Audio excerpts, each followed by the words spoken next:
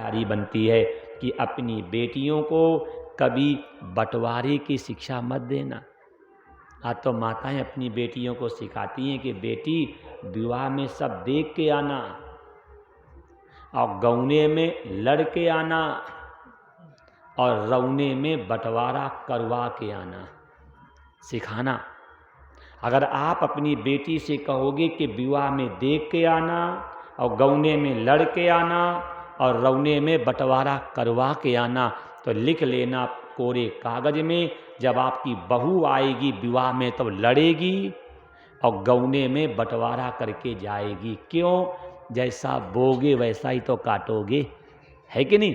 जब आप नहीं चाहते हो कि मेरी बहू मेरा अपमान करे, मेरी बहू हमसे दूर रहे, तो अपनी बेटियों को भी शिक्षा नहीं देनी चाहिए। अपनी बेटियों को शिक्षा दो कि बेटी सास ससुर की सेवा करना, पति के रुख को देख करके चलना और कोई ऐसा आचरण व्यवहार मत करना जिससे मुझे नीचा देखना पड़े। इसके बाद सुंदर तरीके से डोली तैयार की गई है और डोली तैयार कर करके उसमें बेटी को बिठाया गया है। और जब डोली जनवासे में गई है उसी समय हिमान आते हैं और भगवान शंकर के सामने रोने लगे हैं, महाराज अगर मेरी बेटी से कुछ गलती हो जाए तो मेरी ओर से मेरी बेटी को माफ़ कर देना। ये बाप की जिम्मेदारी बनती है कि जिस समय बेटी लड़के को दे उस समय लड़के से माफ़ी मांग लेनी चाहिए कि बेटा अगर मेरी बेटी से कोई गलती हो जाए तो मेरी ओर से मेरी बेटी को माफ़ कर देना, क्योंकि बेटी की ओर से मैं गलती मान रहा हूँ, क्योंकि आपका कुल बहुत बड़ा है और मेरा कुल बहुत छोटा है और मेरी बेटी हो सकती है कि आपके कुल के अनुसार न ढल पावे, फिर भी मैं अपनी बेटी की ओर से माफ़ी मांग रहा हूँ। हिमान ने भगवान शंकर से माफ़ी मांगी है और भगवान शंकर से माफ़ी मांग करके हिमान बैठ करके रो रहे। उसी समय मंत्री ने समझाया कि जब बेटी का विदाई का समय आता है तब बेटी चाहती है कि पिता आवे और मुझे हृदय से लगा करके और कुछ अच्छी सीख दे। आप जाइए और जा करके अपनी बेटी को शिक्षा दीजिए।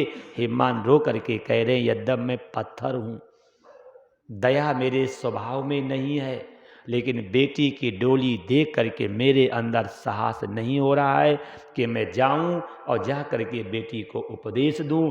क्यों? जिस बेटी के प्रभाव से मुझे शंकर जैसा दामाद मिला है, ब्रह्मा जैसा समधी मिला है, ये बेटी का ही प्रभाव है। जिस बेटी से मुझे इतना सम्मान मिला हो, इतनी कीर्ति मिली हो, और उस बेटी की मैं विदाई कैसे करूं? हिमान एक खंबे की आड़ में सिर पटक पटक के रो रहे हैं। जिस समय माताजी को मालूम हुआ है, माताजी डोली से उड़ करके गई और अपने पिता का सिर रख करके गोदी में कहा, पिताजी हमसे कौन सी ऐसी गलती हो गई है कि आप मेरे विदाई के समय मुझे कुछ शिक्षा देने को भी तैयार नहीं है। जिस समय ये बात पार्वती जी ने कही है उसी समय हिमान ने कहा, बेटी तुमसे गलती नहीं हुई है, ये तुम्हारी तप का ही प्रभाव है कि आज मुझे ये सुंदर ब्रह्मा जी का समधी बनने का अवसर मिला, शंकर जैसा मुझे दामाद मिला, ये सब आपका ही पुण्य है। ऐसे हिमान बहुत जब रोने लगे उसी समय माताजी ने मैना को बुलाया है और कहा, माँ अगर आप हमसे प्रेम करती हैं तो एक काम करिए कि आप वो काम करिए जिससे मेरे पिता दुखी ना हो। पिता का सिर माताजी की गोदी में रख करके डोली पर बैठ करके और डोली पुनः आती है वापस। और जब डोली पुनः वापस आती है कैलाश, और जिस समय कैलाश पे आए हैं तो उस समय देखो ब्रह्माणी ने और लक्ष्मी ने क्या मुंह दिखाई दिया है। इधर सीता जी को मुंह दिखाई जो तीनों माताओं ने दिया। अगर आज की माताएं अपनी बहुओं को दे दें तो मैं दावा करता हूं कि आज की बहुएं आज की सास को अपने हृदय के अंदर रखें। कभी आप रामायण को पढ़ के देख लेना, जिस समय दशरथ जी चारों बच्चों के विवाह करके और चारों बहुओं को लेकर के और जिस समय डोली अयोध्या के बाहर रखी गई हैं और जिस समय तीनों माताएं श्रृंगार कर करके और जिस समय डोली के पास गई हैं और दशरथ जी ने जो बात कही है वो बात आज के ससुर को भी करना चाहिए। जिस समय कौशल्या डोली के पास बढ़ी हैं, दशरथ जी ने क्या कहा है? बधू लड़कनी पर घर आई और राखो नयन पलक की नाही। अगर घर का मुखिया डांट करके कह दे तो सास की औकात नहीं जो बहू का अपमान करे। दशरथ जी ने कौशल्या से कहा है, बधू लड़कनी पर घर आई और राखो नयन पलक की नाई। जैसे पलके नेत्रों को रखते हैं ऐसे हमें पराई बेटी को घर में रखना चाहिए। अच्छा, आज की माताएं कहती हैं कि बहू हमारी सेवा नहीं करती है, कहती हैं। लेकिन हकीकत में ये कहना कि आपने बहू की सेवा की है क्या? देख लो, माता कौशल्या ने सीता जी की सेवा की है। और मानस में लिखा है, पलंग पीठ तज गोद हिड़ोड़ा और सीन दीन पग अवनि कठोरा। माता कौशल्या सीता जी को कैसे रखती है? पलंग, मतलब सोने के पलंग पे चद्दर और गद्दा माता जी अपने हाथ से बिछाती है। आपने अपने कभी बहू का पलंग लगाया है? पलंग पीठ। माता कौशल्या सीता जी को पीठ पे बिठा करके घोड़ी बन करके घुमाती है। पलंग पीठ तज गोद। माता कौशल्या सीता जी को गोदी में लिटा करके लोरी सुनाती है। पलंग पीठ तज गोद हिडोरा। माता कौशल्या सीता जी को झूला में बिठा करके और रस्सी खींचती है। बोलो, इसमें सास बैठी होंगी, आपने अपनी बहू को इतना प्रेम दिया क्या? जब तुमने बहू से इतना सम्मान दिया ही नहीं, अब प्रेम किया ही नहीं, अब फिर कहते बहू हमें फुलका खिलाए। गलती मत कर देना। पहले आप सास हो, बड़ी हो, पहले हमें अपने कर्तव्य का पालन करना चाहिए। जब हम सास हैं, हम बड़ी हैं, और जब हम अपने कर्तव्य का पालन करेंगे तब पराए घर से आने वाली बेटी अपने कर्तव्य का पालन करेगी। कौशल्या डोली के पास गई हैं, सेवकों से पूछा, कहारों से, कि सीता कितनी सुंदर है। तो सेवक क्या बोले? मां, राम से 100 गुना ज्यादा सुंदर सीता है। क्या शिक्षा मिली?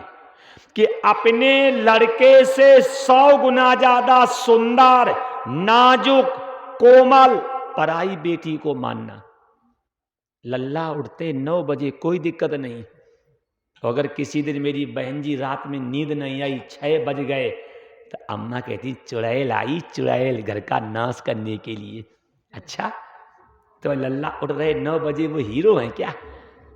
ये कथा से शिक्षा लेना। ये तो राम कथा भी शिवपुराण कर दिखाएंगे अभी आपको हम। माता कौशल्या ने सेवकों से पूछा है, सीता कितनी सुंदर है। सेवक कह रहे हैं, सीता राम से 100 गुना ज्यादा सुंदर है। अर्थात अपने पुत्र से 100 गुना ज्यादा सुंदर, नाजुक, कोमल पराई बेटियों को मानना। क्यों? क्योंकि आपके पुत्र ने कुछ नहीं छोड़ा है और आपकी बहू सब कुछ छोड़ के आई। जिस समय माता कौशल्या सीता जी का मुंह देखने के लिए बढ़ी है तो कैकेयी ने खांस दिया है। देखिए, ये है द्विरानी और जिठानी का प्रेम। अगर द्विरानी जिठानी से बोलती नहीं है तो जिठानी का दायित्व है कि द्विरानी के संकेत को समझे। जिस समय कैकेयी ने खांस दिया है, कौशल्या पीछे हो गई, बहन जा पहले मुंह तू देख ले। और जिस समय कैकेयी ने सीता जी का मुंह देखा है तो मालूम क्या दिया है? कनक भवन। कनक भवन माने सोने का भवन। क्या शिक्षा मिली? जब घर में बहुएं आ जाएं तब माता पिता को डबल बेड को छोड़ करके सिंगल बेड की सेवा करनी चाहिए। अब तो सैकड़ों घर दिखा दें कि पुत्र के लड़का पैदा हुआ आज और बाप के पैदा हो रहा 3 महीने के बाद। कनक भवन का अर्थ यही है, घर में बहुएं आ जाएं और माता पिता को ब्रह्मचर्य का पालन करना चाहिए। इसके बाद माता सुमित्रा ने मुंह देखा है और चूड़ामणि में क्या दिया है मालूम? मुंह दिखाई चूड़ामणि दिया है। चूड़ामणि माने बेंदा, सुहाग। क्या शिक्षा मिली? घर में बहुएं आ जाएं तब माता जी को ब्यूटी पार्लर में जाना बंद कर देना चाहिए। अब घर में नाती हो गए फिर भी बाबा बाल रंग के बैठे, बताओ। ये चूड़ामणि का आशय यही है, अगर घर में बहुएं आ गई हैं तब माता जी का दायित्व बनता है अब सजना बंद करो। अगर बहू सजेगी उसी में आपकी इज्जत है। अब जन्मदाता मां का नंबर आया। जिस समय माता कौशल्या ने सीता जी का मुंह देखा है, चिल्ला पड़ी, राम। हाँ मां इधर आ। और जैसे राम जी आए हैं और कौशल्या ने राम का सीधा हाथ पकड़ के कहा, सीता मैंने मुंह दिखाई, राम दिया। क्या शिक्षा मिली? कि विवाह के पहले संतान पे मां का अधिकार है। विवाह के पहले संतान पे मां का अधिकार है और विवाह हो जाने के बाद संतान पे मां की तुलना पत्नी का अधिकार ज्यादा है। लेकिन ये माताएं अधिकार छोड़ने को तैयार नहीं है। अगर कहीं लल्ला 2 समोसा ले आए और छिप करके कहीं पत्नी को रात में खिला दिए और कहीं सुबह अम्मा की दृष्टि पड़ गई, बीवी का गुलाम। लेकिन माता जी गाली मत देना। कभी आंख बंद करके सोचना, आपके पति ने तुम्हें कई बार समोसा खिलाए? आपके पति ने आपको कई बार छेना खिलाए? आपके पति ने तुम्हें कई बार पिक्चर दिखाई? याद है? तो इसलिए वो नई बहू अगर आई हुई है, अगर 2 लड्डू कहीं खिला दिए हैं तो अम्मा को कोप भवन में जाना नहीं चाहिए। ये शिक्षा लो। क्यों? विवाह के पहले संतान पे मां का अधिकार है और विवाह होने के बाद संतान पे मां की तुलना पत्नी का अधिकार ज्यादा है। लेकिन ये सासें ऐसी हो गई हैं कि जिंदा में तो अधिकार जमाएंगे ही, अब बहू आएगी फिर भी अधिकार जमाएंगी। और लड़का फिर फंस जाता धर्म संकट में कि अम्मा देखें कि बड़ी अम्मा देखें। इसलिए माता जी घर में लड़ाई मत करवाना। क्यों? ये आपके सामने प्रमाण है। विवाह के पहले संतान पे आपका अधिकार था, अब विवाह हो जाने के बाद आपकी तुलना संतान पे पत्नी का अधिकार ज्यादा है।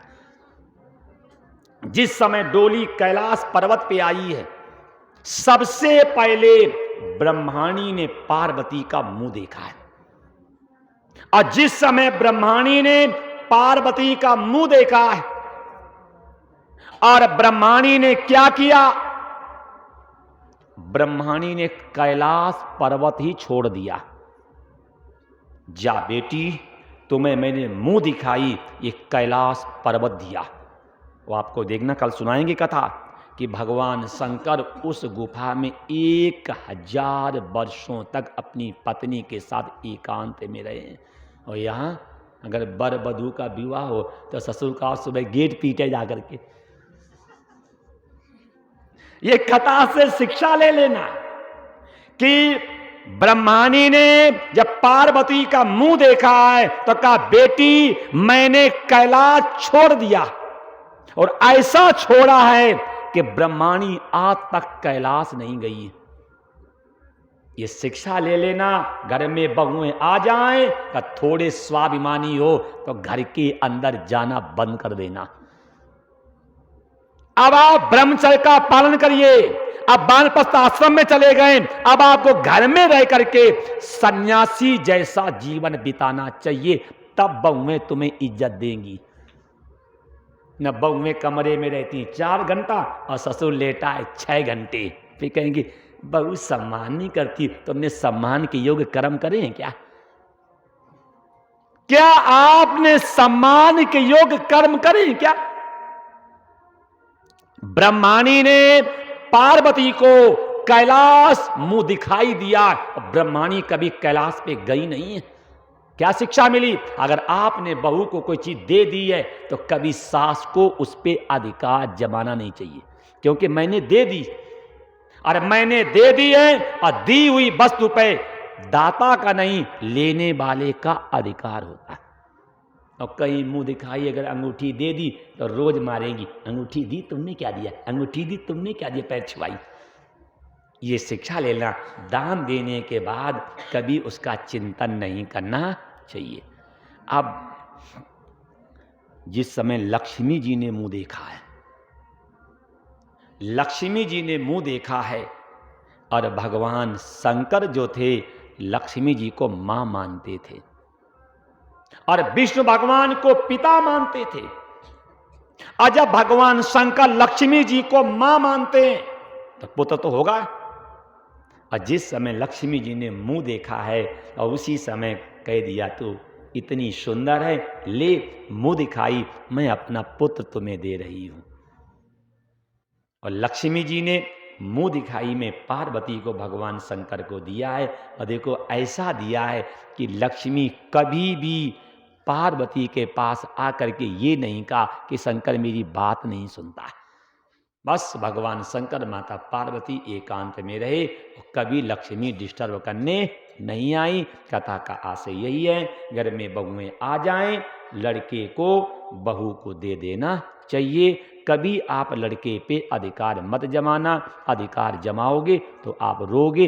3 चीजों को कभी अपना मत मानना, शरीर को, बेटी को और बेटा को।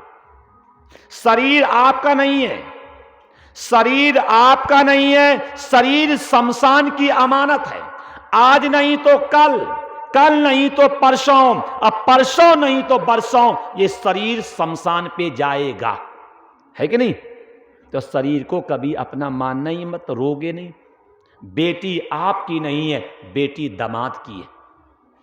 आज नहीं तो कल, कल नहीं तो परसों, परसों नहीं तो बरसों दामाद आएगा और बेटी को ले जाएगा। तो बेटी को पहले से अपना मत मानना। सिंह न देखो, देखो बिलाई, और यमराज न देखो, देखो जमाई। सिंह न, अगर सिंह को देखना चाहते हो तो देख लो बिल्ली, बिल्ली जैसे बैठती है और शेर भी वैसा बैठता है। सिंह न देखो, देखो बिलाई, और यमराज न देखो, देखो जमाई। यमराज आएगा, उठा करके ले जाएगा छिप करके, और दामाद आएगा अब बाजा बजा करके, अब भरी सभा में बेटी को उठा करके ले जाएगा। तो सिंह न देखो, देखो जमाई। ये कथा से शिक्षा ले लेना नारायण। और देखो कथा से शिक्षा, शरीर आपका नहीं है, ये शरीर शमशान की अमानत है। बेटी आपकी नहीं है, बेटी दामाद की अमानत है। और बेटा आपका नहीं, आज नहीं तो कल, कल नहीं तो परसों, परसों नहीं तो बरसों बेटा के ऊपर कब्जा बहू कर लेगी। इसलिए जब बहू को कब्जा करना ही है तो पहले ही दे दो, है कि नहीं? जब आपको मालूम है कि बहू लड़के पे कब्जा करेगी तो आप अगर पहले से दे दोगे तो बहू की दृष्टि में सम्मान पाओगे। क्यों? मां पढ़ाती 17 साल और बीबी पढ़ावे 1 रात, दोनों का ट्यूशन बराबर है कि नहीं? मां 17 साल पढ़ाती है और बीबी 1 रात में घोर करके सब कुछ पिला देती है। इसलिए बेटी अगर बहू आपकी और लड़के पे कब्जा करेगी, और उससे पहले अगर आप दे दो तो घर में शांति आएगी। ये शिव पुराण की कथा से शिक्षा ले लो। चाहे शिव कथा हो और चाहे राम कथा हो, उसमें उनकी माताओं ने अपनी बहू को जो मुंह दिखाई दिया है, हम भी अपनी बहुओं को मुंह दिखाई दे दें तो मेरे घर में भी सुख शांति आएगी और पैर छुआई कल दिलवाएंगे। ठीक, मुंह दिखाई आज और पैर छुआई कल।